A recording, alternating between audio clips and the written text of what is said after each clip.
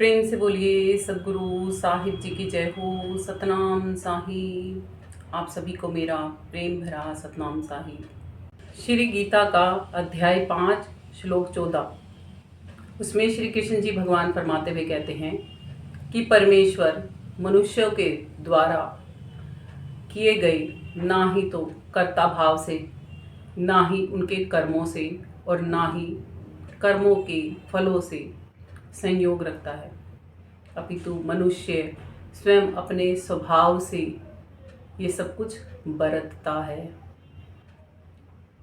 ईश्वर नहीं देता कुछ भी हमें, क्योंकि हम आत्मा यहाँ पर आके कर्ता बन के कर्मों को कर रही हैं और कर्मों के फलों की हम स्वयं में भोक्ता बनती हैं।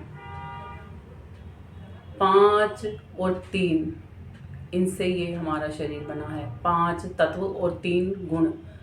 5 तत्व वायु, अग्नि, जल, पृथ्वी और आकाश, और 3 गुण रजगुण, तमगुण और सद्गुण।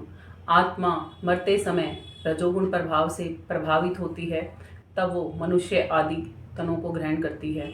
आत्मा जब मरते समय तमगुण से प्रभावित होती है तो वह मूढ़ योनियों में, कीट पतंगे, पशु पक्षियों की योनियों में चली जाती है। आत्मा जब सतोगुण से प्रभावित होती है तब वह स्वर्ग आदि लोकों में चली जाती है। जब उसके पुण्य अक्षीण हो जाते हैं तो फिर से वह मृत्यु लोक में आ जाती है। इसीलिए ही श्री कृष्ण जी ने कहा है, मेरी ये त्रिगुणमयी माया समझने में अत्यंत दुस्तर है। सभी प्राणी समुदाय रजगुण, तमगुण और सतोगुण में प्रभावित होकर घूम रहे हैं। जो इस त्रिगुणमयी माया को उल्लंघ कर मुझ अविनाशी को जान पाता है और मुझ तक आ जाता है, वो फिर इस मृत्यु लोक में आवागमन में चक्रव्यूह में नहीं फंसता। जन्म मरण के चक्रव्यूह से मुक्त हो जाता है, आवागमन से मुक्त हो जाता है। अब श्री कृष्ण जी को हम भगवान कहते हैं। जब भगवान की भी बात को नकार कर बस उसका पाठन पठन करते रहते हैं तो क्या वो हमसे खुश होंगे? बिल्कुल भी नहीं।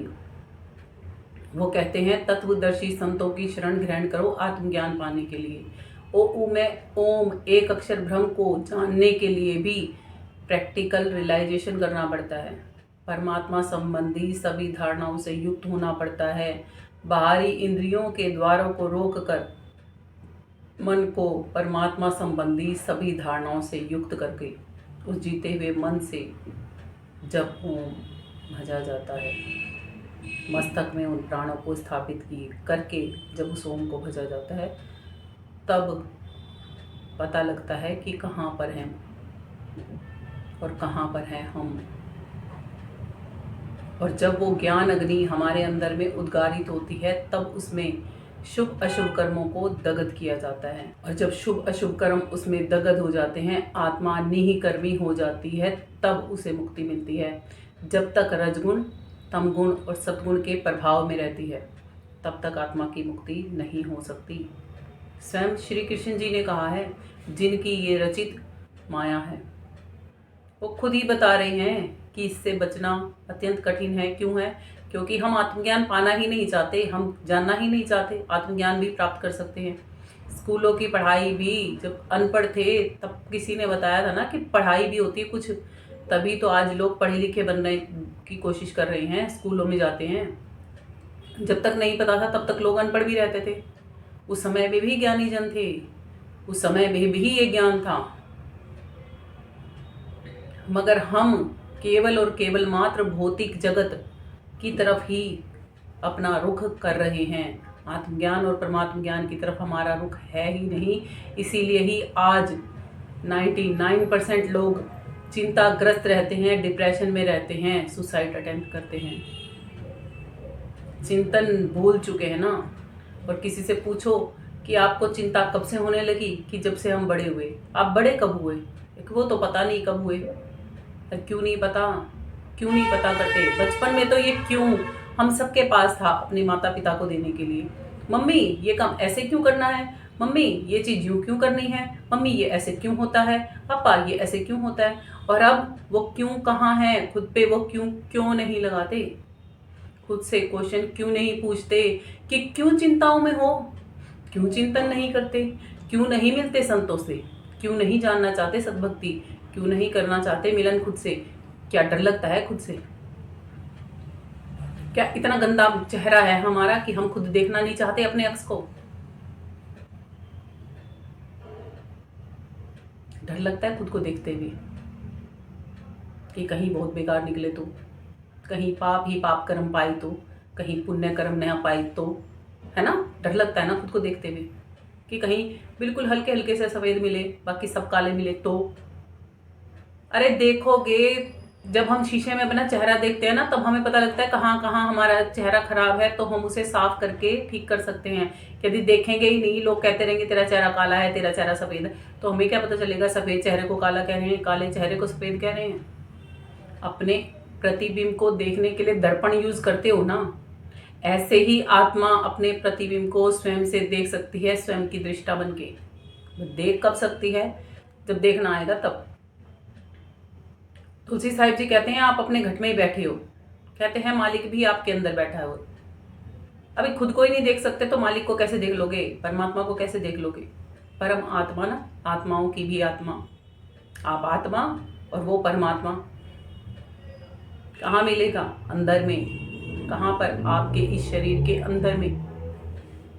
इसीलिए तुलसी साहिब जी कहते हैं कि घट में है सूझे नाही, लानत ऐसी जिंद, तुलसी या संसार को भया मोतिया बिंद। आंखों पर मोतिया बिंद पड़ा है संसार में। जब मोतिया बिंद आंखों पर पड़ जाता है तो डॉक्टर के पास जाके इलाज कराते हैं। अब आत्मा पे मोतिया बिंद पड़ा है तो उसके लिए डॉक्टर कौन है? संतजन है। बिल्कुल वैसे ही जैसे संसार में डॉक्टर ऑपरेशन करने के बाद कुछ हिदायत देता है फॉलो करने के लिए कि ये खाना, ये मत खाना, ऐसे रहना, ऐसे चश्मा पहनना, इतने टाइम तक दवाई लेनी है, ऐसे इलाज होगा पूरा, वैसे ही संतजन भी हिदायतें देते हैं। और जो उन हिदायतों को मान के, संतजनों के दिखाए गए उस नुक्ते को अमल में ला के, उनकी शिक्षा को अपना के उस पर चलते हैं, अमल करते हैं, अमली बनते हैं, फिर वो स्वयं भी संत बन जाते हैं। और तब ही हम ऐसे संतों को प्रणाम करने लायक बनते हैं। कौन से गुरु को प्रणाम करना चाहिए? कोटि कोटि दंडवत प्रणाम कौन से गुरु को करना चाहिए?